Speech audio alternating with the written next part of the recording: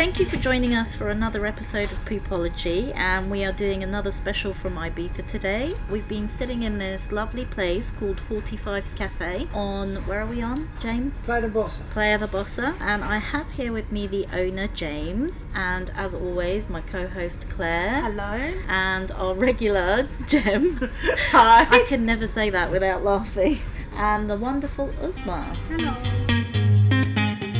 Okay, so we're going to move on to our poopy moments of the week, and I'm going to kick things off with Claire. So mine isn't exactly this week, it's from a long time ago, but sort of keeping in the theme of the nightclubs and going out. I was out with some friends, and this is before mobile phones, this is back in Sydney, and I went to the loo, and the latch on the loo broke, and I was stuck in this toilet cubicle, and there's all these girls out there, and the door was about 6 inches off the ground, and then 6 inches off the ceiling. So I had to stand on the toilet, and I'm peering over the door, trying to get these girls' attention down the bottom that the door was locked, and they're all going, "Why are you taking so long? Why are you taking?" I'm like, "The door's locked, I can't get out." And my friends had no idea, and they're out busy dancing, and they had to go get the bouncer, and even he couldn't open up the door. Oh my god! I couldn't get out, and the bouncer said to me, "Your only option is to slide on your back underneath the door." Oh my god! And I was like, "Please don't make me do that. This floor is disgusting. Please don't make me do that." He's like, "I'll see if we've got any newspaper for you." So we like laid all this newspaper down, and I had to literally commando style crawl out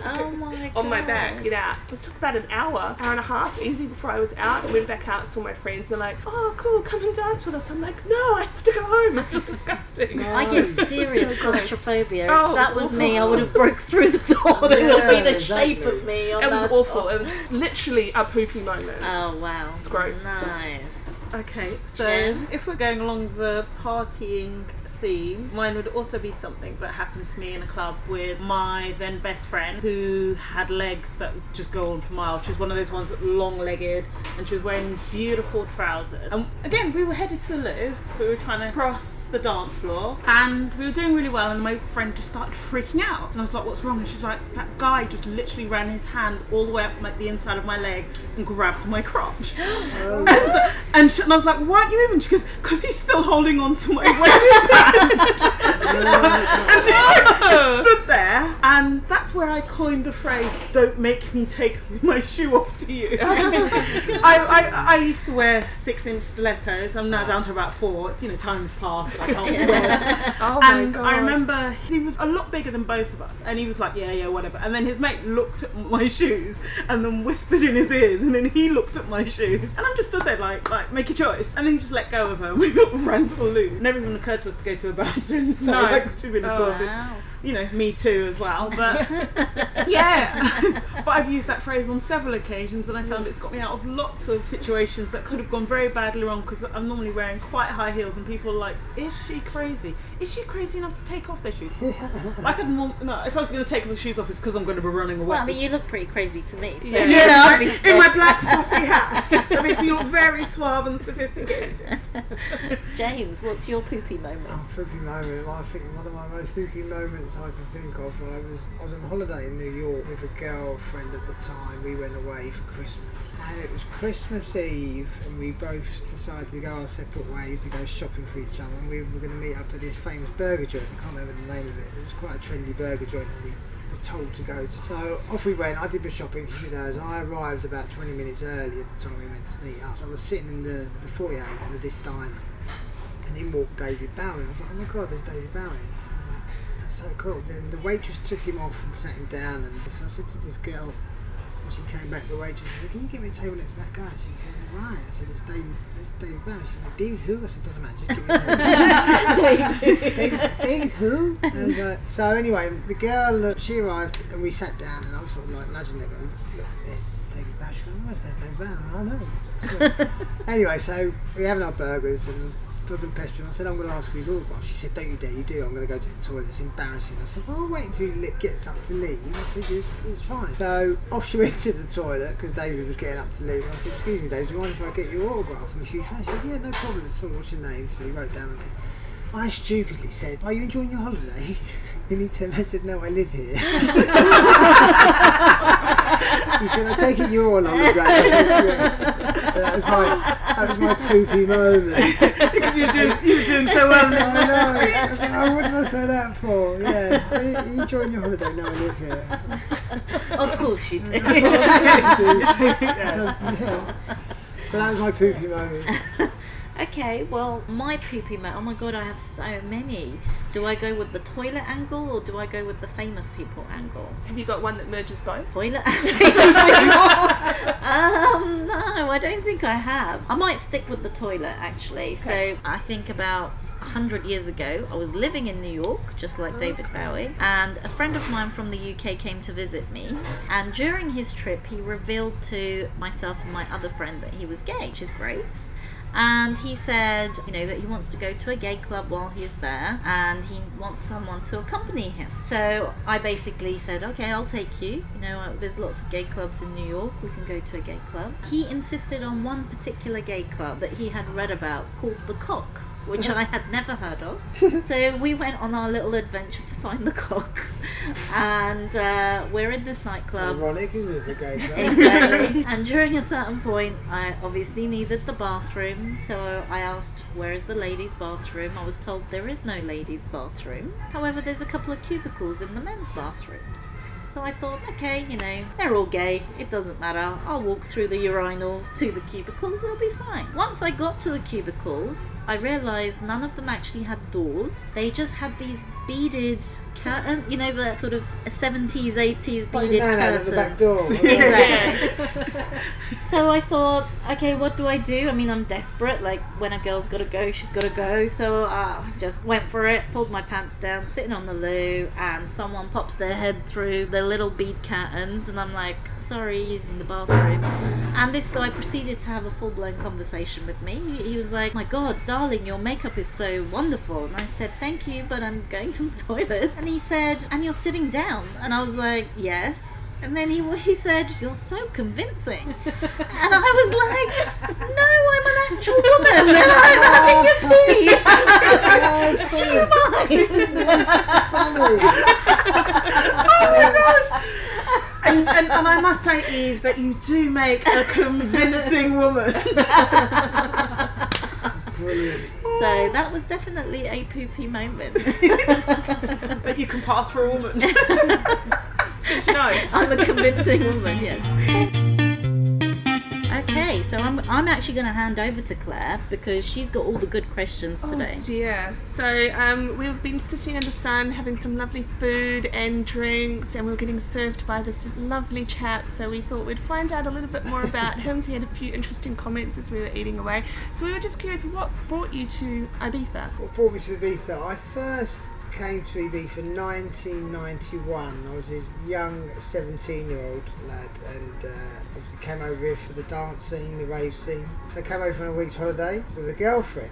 Initially ran off with another man. Oh no! God. Shock horror. Oh my god. So I was left. But luckily all my friends were on holiday here. We were working on a working holiday out here. So they were like, oh, forget about her. Come on, let's go out and party. So I soon forgot about her, and it was kind of forgotten about. But yeah, 1991 I first came out, and then I got into the music industry, started DJing, doing parties. I worked for a record company called Acid Jazz Records. Nice. Based in Soho, and then got in more and more into my DJing, and sort of just led me back to Ibiza. So, Wow. Amazing. And 1991, was it really different then yeah, a lot compared different. to now? A lot different, a lot different. Better, worse? I think better, yeah, a lot better, a lot more free spirit, a lot more chill. It wasn't so much of the big name DJs, the David Guettas and the Calvin Harrises of the world. Yeah, a little bit more hippie A kind bit more of. chill Yeah. now. The clubs were more open air discotheques. The privilege and amnesia never had roofs on, and neither did the DC-10 or Space, the Terrace of Space. So it was a little bit more relaxed as opposed to now. I think it's just over time, as years have gone on, it's kind of the whole club scene, the dance industry has become more and more bigger. Yeah. I think if you look at the charts nowadays, a lot of it's more dance orientated. A lot of the remixes of the artists, Madonna and stuff, being remixed by the likes of David Guetta and people like that. So I think it's got a lot more in the face. I don't know if you've noticed around the island, you see the big billboards advertising having the DJs. But back in the day, they didn't really have that. So it was all kind of a bit more low key, a bit more relaxed. Yeah, So yeah. I think it was better back then. Yeah. And in terms of hotels, I guess now there's more visitors, obviously. Do you think yeah. it's also been slightly overdeveloped in certain areas, maybe? A lot of sort of big hotels? Certainly in Playa and Boston, San Antonio, it's hugely developed. You know, San Antonio's like the West End of Ibiza, so it's kind of, you know, you've got your bars, clubs, your hotels, restaurants. Over the north, I don't know if you guys have experienced the north side of the island. It's beautiful. No. It's well worth a visit. Unfortunately, you're heading home tomorrow. Yeah, next There's time. a good excuse to come back. Yeah. So yeah, the north of the island's incredible. It's lovely. It's kind of as Ibiza is, you know, untouched, unspoiled. Lovely local restaurants, local bars. Yeah. There's a few big hotels up there, but it's not as well developed as it is here. Do you know what I mean? Playa de Boston. Yeah. San Antonio and Playa de Boston are probably the two biggest areas that are kind of been what I call the West End of Ibiza. San Antonio certainly West End of Ibiza. Yeah. And what is it like here in the winter? Because you live here all year round, right? Beautiful. The winter, I love the winters here. It's all the crazy people who've gone home. And it's Obviously, us not included. Yes, really yeah. The ladies had 2 mojitos. Not for breakfast. Not for breakfast. We arrived at lunchtime, so it was not for breakfast this time round. Can't say that the first time we visited. Brunch mojitos. Yeah. Sorry, what was the question? in the winter. The winters. Yes. Winters are lovely, really nice and chill. Ibiza becomes Ibiza, how Ibiza really is. You know, you've got some lovely locals that live out here. Yeah. I think there's 180,000 residents on the island. Oh, that's actually quite a lot more than I would have thought. Yeah, compared to the 7 million visitors that come in. Oh through the my summer. God. See how Over a 4-month period. packed it gets. Oh, wow. So the winters are lovely, nice and relaxed, nice and chilled. We work extremely hard in the summer, 7 days a week. We're going to have that summer period to get to earn the money and make the money up for. I mean, the winters are nice. I prefer the winters, but I don't like the money in the till. Yes, I understand. That's when you get to have some downtime, Exactly, basically. Yeah. Sure. So these crazy people that you were talking about, we're guessing that you have some pretty crazy stories. Yes, it does get pretty crazy in the summer here. What's the funniest thing you've seen? The most craziest thing I saw was actually about 4 weeks ago. Oh God, that's All the really years recent. I've been coming here, like 4 weeks ago, there's a guy that has been coming in here over the last 4 years. He owns a property next door. I won't go into the name of the property or too much detail about it, but he just kind of, I think he'd had one too many drinks, Right. and that sort of carried on through the course of a day or two, and was found at 9:30 in the morning, totally stark naked, throwing the contents of his flat of the balcony. Oh my God. Yeah. That was quite a mad thing to see, and I know the guys. I was like shouting up to him, "What are you doing? What are you doing?" And it was quite mad, and people, obviously, other residents in the apartments were videoing. So Oh my God. he's become a bit of a YouTube sensation. But you know, you get the usual stuff. You know, we have the boat parties that carry on here from Playa and Bossa. They do about 4 different companies a week now, so they get pretty intoxicated on the boat. I think they pay 70, 80, 90 euros for a ticket. They can drink as much as they like. I think the problem is they go out to sea, Yeah. and the wind's blowing, and there's all music, and they're all lovey-dovey, and then when they come back in and the boat stops, they go woof, and it kind of, Yeah. but Do you see a lot of before and afters? Before they get on the boat and after they come on? Literally, some of them crawling along the beach. I've seen people laying and coming to work in the mornings is quite fun because you're, 7:30. A lot of these people are still coming out of the discotheques. So whatever substances they've been taking, there's a few face pullings and drunkenness going on. This young chap was laying on the floor, and I kind of pulled over just to check that he was okay. And I said, "Are you right there, my friend?" And all I got was a smile and a thumbs up. So that was an indication that he was alright. So. Literally couldn't move. Yeah. But it does get crazy here. There's a lot of casualties here. Yeah. Do you know, that is one thing that we've noticed, and Eve said the other day, I've never seen so many people with so many injuries walking around town. Lots of crutches and wrapped up arms and bruises all down their legs and looking quite bad. I thought, God, this is a lot of injured I take people. private healthcare out, it's just the fact because Cambyses gets pretty full up. Cambyses is the main hospital here, and it gets pretty full up. Right, yeah. Lots of Car people accidents. getting drunk, I guess, and Yeah, for having, sure. falling into ditches and God knows what I else. mean, they're kind of. I understand a lot of the locals get a little bit peeved off with Yeah. the tourists that come in, because some of them do come here and take the biscuit. Yeah, You know, they're disrespectful. They go on holiday, and I think they act in a different kind of way. Yeah. To really would at home. Some of them. Yeah. Some of them, that is. The majority of them are right, but I'm not just talking about the English. It's the Americans that do it. They're all different nationalities. A lot Yeah. of people blame the English, and they are badly behaved. Some of them. yeah, You know, and I understand why the locals get the hump about it all, but this is where they earn their money. A lot of these people have got restaurants, yeah, hotels, bars or whatever, so this is where they earn their money, so they Yeah. kind of have to bite your lip and just get on with it. Yeah, you it's know. a double-edged sword, really. Yeah, So you need the it's very, tourists. very intoxicated people coming into the bar here. We just don't let them in, you know, if that's the case, we just don't let them in. Yeah. We just kind of push them all up their way. Yeah. But it's quite funny, it's comical to see sometimes. So working here in Ibiza, have you noticed a very distinct different work style between the UK and Spain and... Yeah, well, it's something I'd never taken on before. I'd never taken on a restaurant before. You know, I grew up in the pub game. My mum and dad were publicans, so I was always kind of out of it, not the business side of it. So it's kind of something that I'd never taken on, and I thought I was quite naive in the fact, thinking, you know, when I had my leaving party, friends were saying, "Oh, fair play, James. You know, big thing you're doing here, taking on your family, setting up business, something you never." Yeah. How's it going to be? I was Yeah. going to sit there drinking beer at the bar, but no, I was naive. It's something you have to learn, you know. You have to learn and get your head around it. It can be stressful at times. The language barriers. I don't speak great Spanish. My son is 6. He speaks better Spanish than me. And he always asks me, "Daddy, why don't you speak Spanish?" And I'm like, "Too many discos." Brain cells. But yeah, it's just, I mean, if it's like anything, you take on any business, you know, a new venture, you've got to learn. There's going to be ups and downs, and you get your way through it, isn't it? So, but yes, Yeah. it's all right. It's all right. It's working so far. Good, And good. that kind of brings us on to the sort of business, because this place is called 45's. Yeah.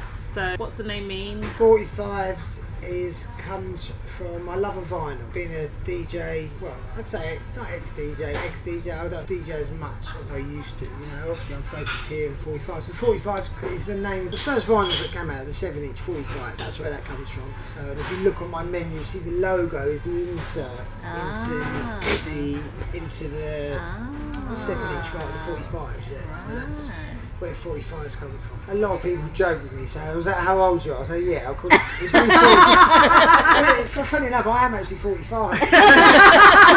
So next year Next year. come back Where's 45? I was next door to 46s. Yeah. So yeah, I do get a bit of banter with that sometimes.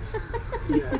That's quite funny. And tell us a little bit about your time back in London before you came out here. So you mentioned earlier about Hoxton. Hoxton Square, yeah, the record company I worked with, Acid Jazz Records. Great guy called Eddie Pillar who founded it with a guy called Giles Peterson. Giles went on to set up Talking Loud. I don't know if you've heard of Acid Jazz Records. It's very kind of funky, jazz, funk, very cool label, independent label. They discovered Jamiroquai, the Brand New Heavies, people like that. Very cool label, and I was really into my acid jazz to listen to as a DJ. So I first started DJing in Cyprus when I was 19.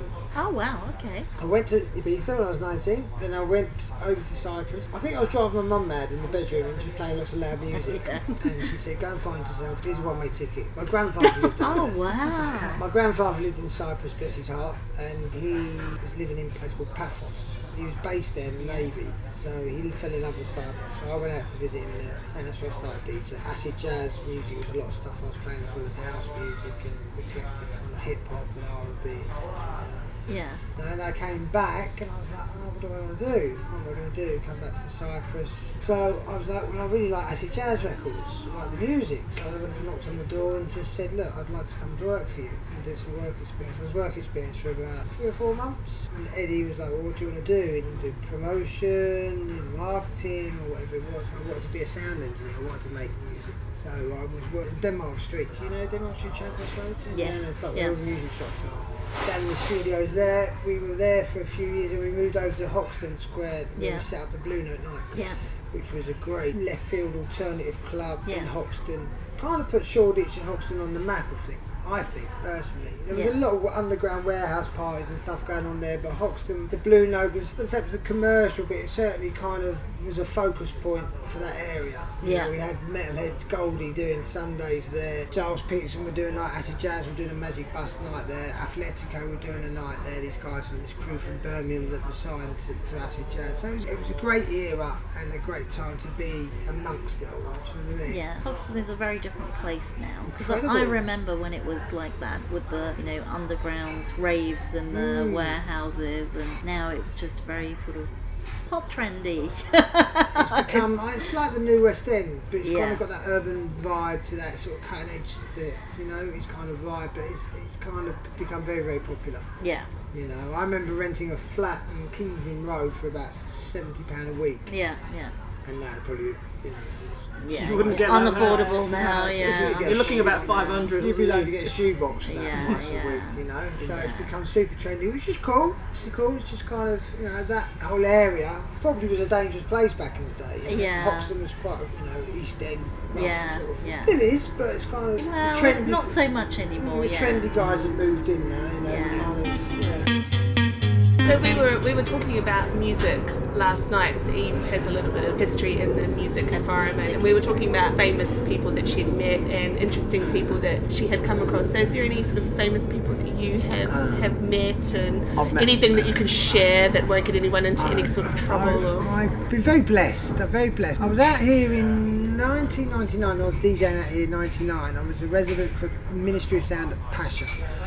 Oh, we went to love Pasha. Pasha. We It's loved a it. great club. It's my favourite club, Pasha. A lot of people moan about it because it's become very VIP, which a lot of the clubs have become very, very VIP now. It's all about tables, and it's a bit of a shame, really, because back in the 90s, it was more everyone was a VIP inside the club. It doesn't matter. There was no real VIP tables, which is Yeah. a shame, but that's another story. There was an MTV party in the Quarry in San Antonio, and I met a guy called Hamish Hamilton, who is not blowing his trumpet, one of my best friends, if not my best friend, and he's got a company called Done and Dusted, and Okay. they are a massive production company that kind of deal what they call multicam live stadium events. So I spent 10-15 years travelling with him around the world working for his company. Wow. So we were doing the tour, you know, the likes of the Rolling Stones, Oh my Peter god. Gabriel, the VMA Awards, the EMA Awards, the Victoria's Secret fashion shows, Wow. all that kind of stuff. So I was fortunate enough to be rubbing shoulders with, like, you know, the Jay-Z's and Beyonce's of the Yeah, world and things like yeah. that, which was we were very blessed. That to, sounds you know, amazing. Yeah, it's an amazing time travelling different venues. Incredible, yeah. Yeah. You know, standing next to Bono and, you know, Jay-Z and Yeah. Beyonce. I was given the privilege of looking after Jay-Z and Beyonce for a week in London when they did the Prince's Trust Award at Earl's Court. Oh wow. So I was kind of their, like, their kind of, not their personal chauffeur, but I was the sort of guy at the front of the vehicle at the front. And Yeah. quite funny, I had to pick them up from Luton Airport where the G4 private plane touched down. I had his personal bodyguard, Tough Tony they called him, he was about the size of a house. He was sitting next to me, and I had this Mercedes people carrier, Vito people carrier, blacked out windows and stuff, and we pulled up on the tarmac and the plane came along, and there's Jay-Z, there's Beyonce and his entourage, and I was looking and thinking, how are they all going to fit inside this vehicle? And I looked in the window, rear view mirror of my car, and there was 4 brand new Bentleys and another 3 people carriers like I had, so it was Oh quite, my so you can God. imagine the kind of Yeah. fun we had on that kind of journey. It was good. Wow, Good, that sounds so- amazing. Yeah, I've met some really cool people through Hamish, and he's a very humble guy, and he's incredible what he does for his work. You know, he's the first Englishman to do the halftime entertainment at the Super Bowl. He's now done like the last 6. Oh, On that wow. scale, it's a big scale. Yeah. What they do, it's Yeah. incredible. Yeah. Yeah. Do you miss all of that? Yes, yes, yes, Yeah. I do. Yeah, I do miss it, and but I enjoy what I do here. Yeah. You know, it's a Yeah. bit more chill, a bit more relaxed. Yeah. With the children and stuff. So, Well, yeah. you've created a really nice vibe here. It is Yeah. very Thank you. chilled. Yeah, thank yeah. you. We've thoroughly enjoyed being Oh, here. yeah, That's nice for to have sure. you here. Yeah. And yeah. I've enjoyed the mojitos. Mojitos. Yes, and they have. homemade chicken nuggets. Yeah, oh I've yeah. enjoyed the nuggets. I'm gonna elevate them to chicken goujons, especially because they were very nice. I like the way you go with goujon. Slightly roll my eyes. as I remember them as well, yeah. No, they were beautiful. Fluffy black hat. And I can't even take it off. I can't even take the sun anymore. It's like I've had it on all week. Anyway, I think we're going to have to wrap it up there. Thank you very much to all my guests for joining me. And welcome. James, thank you very much. Lovely to talk to you guys. And if you're ever in Ibiza and near Bossa Beach, please come to 45's. Moving loser. Don't be shy. Don't be shy. Yeah,